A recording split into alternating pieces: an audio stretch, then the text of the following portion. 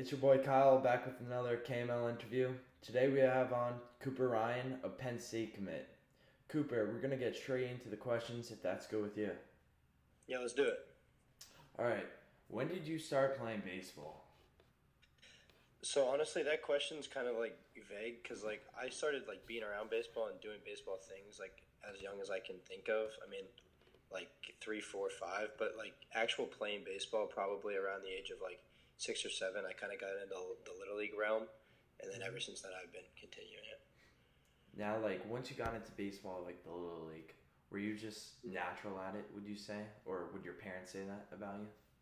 Yeah, I mean, there's a few funny stories to go with that because a few of the coaches that I had when I was younger would have to throw with me instead of me throwing with the coaches just because I'd be able to throw way better than a lot of the kids. So Mm-hmm. it was kind of that stuff stuck with me, and then just the love for the game, honestly, just being able to play that sport and then also playing other sports. I just kind of felt like baseball was the sport to go with, and then Mm-hmm. kind of stuck and worked at that and all that different stuff.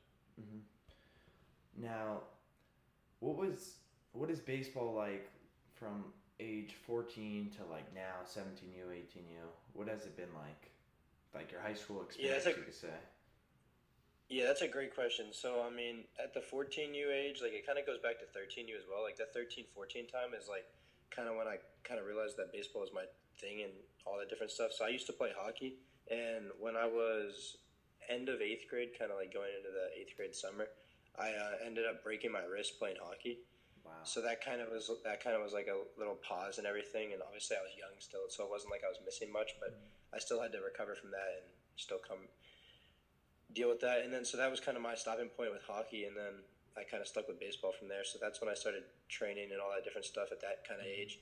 And then obviously 14 years kind of when travel baseball kind of gets a little bit wider Yeah. and different stuff like that. And then everything blows up from there. I mean, 14U and 15U is kind of where I gained my biggest strides. And I mean, I wouldn't even say velo. I kind of just say as a baseball player. I Mm-hmm. feel like even I was still a smaller kid, but I mean, I feel like I learned a lot more. I gained a lot more trust in myself and all that different types of stuff. Mm-hmm. And then obviously with the 16U and 17U years, those were my years where I was able to kind of expand myself, not from even just a baseball standpoint, just everything standpoint. I mean, I played with multiple different teams those years. I played with multiple different people. I met people and all that different stuff. So the 16, 17U years are really big. I feel like for everybody. Mm-hmm. I feel like obviously that's where you can really use that to gain all the different Yeah. aspects of baseball. But then also the community is just a very different community as you get older. Yeah. 100%. Now, Cooper, everyone knows you as a shortstop, but what made you want to go onto the mound? Yeah, so I mean, kind of another funny story, sort of, but at the same time, I mean, it's the competitive aspect I feel like you get on the mound.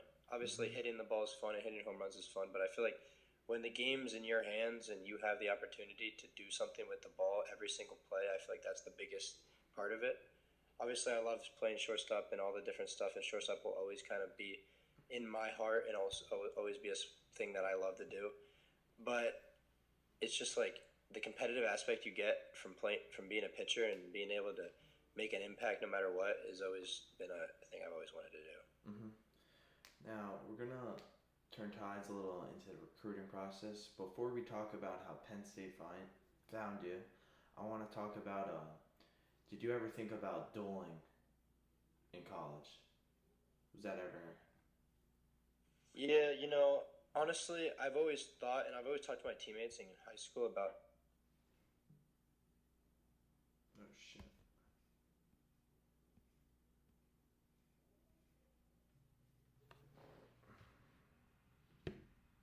All right. What was your answer for that question? So honestly, like I said, I love shortstop and all that different things, but the biggest thing to me is, like I said, the competitive aspect of being a pitcher. I mean, going to the next stage and being able to also make an impact at that bigger stage, and I mean, even be on possibly national television. I mean, Yeah. it's just it's something that you never will ever forget. And then also, like I said, I mean, I think that I could have been a competitive shortstop at the next level, and I've told my teammates in high school that. But the biggest thing is, it's at this point, I've always thought about it, but it's kind of like too late now, and it's that just like you make the decision and you Yeah. kind of have to stick with that decision. Mhm. Um. So talking about how if you would ever thought about dueling, what was your recruiting process like? When did it start? What schools like reached out to you? Yeah, so the recruiting process for me was probably one of the most like I don't want to say like different because everybody has their different recruiting process, so nobody's Mhm. obviously gonna be the same. But I think I can probably say that my recruiting process was one of the wildest at the same time, like calm and easy. Yeah. So obviously, I played with Northeast Pride all throughout of my 16U summer and also fall. And I went down to Georgia. We did tournaments like that, and I was able to pitch pretty well. I mean, I wasn't pitching like to the fact where I had multiple different colleges come in and see me and all this different stuff, but I was able to pitch well enough to the fact that schools were interested enough to want to talk to me or even have me come see their school and stuff like that. Mhm. So then that summer kind of went by, and then going into that fall, like I was talking about, I Northeast Pride had multiple different events set up throughout that fall, and we had a Penn State team camp down like at Penn State. Yeah. So we all went down there as a team. So we had a Saturday game, which I didn't pitch, and then we had a Sunday game inside of their Haluba Hall, their dome that they Mhm. have. Yeah. And so I threw 2 innings that game. I pitched pretty much as well as I could have pitched there. And there's also a story. So that they had coaches there obviously all weekend and stuff like that. And so the one coach was talking to another one of my teammates in that fall team, which actually ended up being a teammate that I'm going to have at Penn State as well, which is Mason Butash. Mhm. So he was talking to him about how they want to get him out to a football game, which the next football game was the first game of their year. It was next weekend. He was talking to him about wanting to get him up for a football game, and I kind of just overheard that conversation. And I had nearly no conversations with their coaches that whole weekend, other than obviously talking to them, just being there, Yeah. but no recruiting conversations or anything like that. And then I think it was 2 or 3 days into that week, I get a DM on Twitter from Sean Moore, the assistant coach at Penn State, and he kind of just was like, "Yo, shoot me a text on like iMessage." Like he sent me his number about all this different stuff, and then I got an email later that week after we texted a bit. It was an invite to a football game as like a recruiting visit, Yeah. and then on that recruiting visit, that's where I got my offer, and ever since then, that's kind of how it's been. I mean, it literally took 6 days basically to go from uncommitted to committed. I committed that next day after I got the offer. So, Mhm. but then you also mentioned the aspect of other schools. So, the first school to ever actually reach out to me was Siena. Yeah. That September 1st, that day, that deadline, one of their coaches sent me a text right away, almost middle of the day on that September 1st, and we've kind of messaged back and forth throughout those first few days into September. Obviously, that September or that team camp I talked about was Yeah. September 11th or something like that. So it was not too many days, but so we talked obviously all throughout that week and all that different stuff. And I mean, the guy was a great guy. Rob Hardy was the coach now. He's down at Rice now. Mhm. He's a great guy. He was super friendly. All this different stuff. It wasn't the right timing for me, and I obviously wasn't ready to make a decision. Yeah. And then, like I said, Penn State came, and it just felt so right for me. Yeah. Mhm. Now, what are you doing like right now for baseball? Like, what's going on now? Like, um, where are you at? Yeah. So, like right now for baseball, I'm at a point like generally, like not just like right Yeah. now for this season. I'm at a point right now where I feel like I am at the best I've ever been, but at the same time, I feel like I have so much room to grow. Yeah. Just because, I'm a small kid. Height wise, I'm not too small. I'm around 5'10", Yeah. 5'11". So I'm not the shortest kid, but I'm also at the same time size. I'm not the tallest kid, or I'm not the biggest kid. I've always kind of dealt with the weight problems to do with Yeah. like gaining, not like weight problems, but gaining weight and gaining strength and stuff like that. That's always been my biggest goal.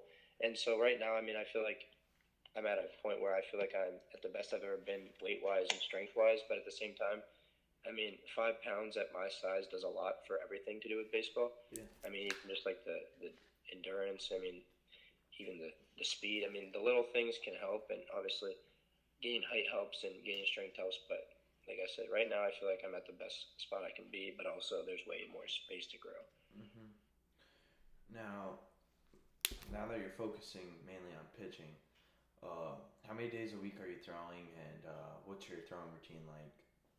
Yeah, so earlier in the winter, my throwing routine was very minimal and not a lot of throwing. Obviously, still doing different things, but I was light long tossing, getting my arm ready to get to the point where it had to long toss legitimately in full Mm-hmm. intensity. But right now, where I'm at, it's basically Monday, you'll do a nice light long toss, nothing crazy. Mm-hmm. Then Tuesday, it'll be a light intensity day as well as a lot of recovery to get your arm ready. And then Wednesday is going to be a long toss day where you're getting ready to throw on Thursday. And then Thursday would be a day where you're doing on the mound stuff, but nothing with the baseball, just like weighted ball work, different stuff on the mound. And then Friday is that recovery day after you throw that on that Thursday, which is still doing stuff with the baseball. You're just not Mm-hmm. completely going at it or anything like that. And then the weekend is a recovery day and also light long toss type of day. Yeah. Now, how big is your oh my god, your like stretching and shoulder mobility? Are you very big Yes, on that stuff? yeah, so honestly, I've always been the type of guy when I was younger to just like go out there and do it. I was able, like, I had the ability to just go out there and just Throw. have the just do it. But now as I've gotten older, I've kind of, like I said, I'm not the biggest kid, so I don't have all the muscles that can keep me strong for 6+ innings or anything like Yeah. that. And so the biggest thing right now is just preparing the body to be able to do that, those long innings and those all this different stuff. So the stretching routine has grown over the years, and also meeting with my pitching coach that also gave me that day in the life and type of stuff to do with what Mm-hmm. I do each week, which is Sal Biazzi.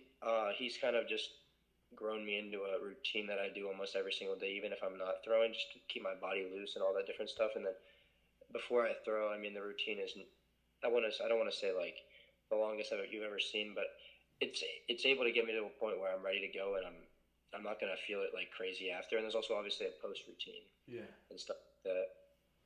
I think a good quote or a good saying is you stretch to throw, you don't throw to warm up. I think it's something like that. Like you don't throw to get your arm going. Um, Yeah, exactly. so now, what is your biggest advice for kids who want to gain velo? Yeah, so honestly, recently I've been kind of trying to put out my own content with TikTok and stuff like that, and I've been able to get a few views on different stuff that I've been doing to the fact where people have seen my stuff. And I've gotten a few DMs on Instagram and stuff like that, just kind of like asking like what to do. And even on TikTok, I've gotten some comments asking like what the best thing is and like how do I do it and all this different stuff. And I've never liked to be that kind of kid that was like, oh, I'm like throwing this hard, so like you got to do what I'm doing. Yeah. I mean, if the biggest thing for me is people always say like the weight room is gonna like change your lives, which I completely agree. If like let's say you gave me Max Clark's body, a kid that is probably one of the strongest for body weight of his body weight in baseball right now, but I just feel like there's more to the weight room than just lifting weights and being the strongest person you can become. Yeah. And then so like my advice would be try to find what works for you. I mean, I've played with multiple kids that have been crafty, have been able to throw hard because they do something specific. I mean, my biggest thing is I'm super quick and I'm able to be fast twitch and move really fast.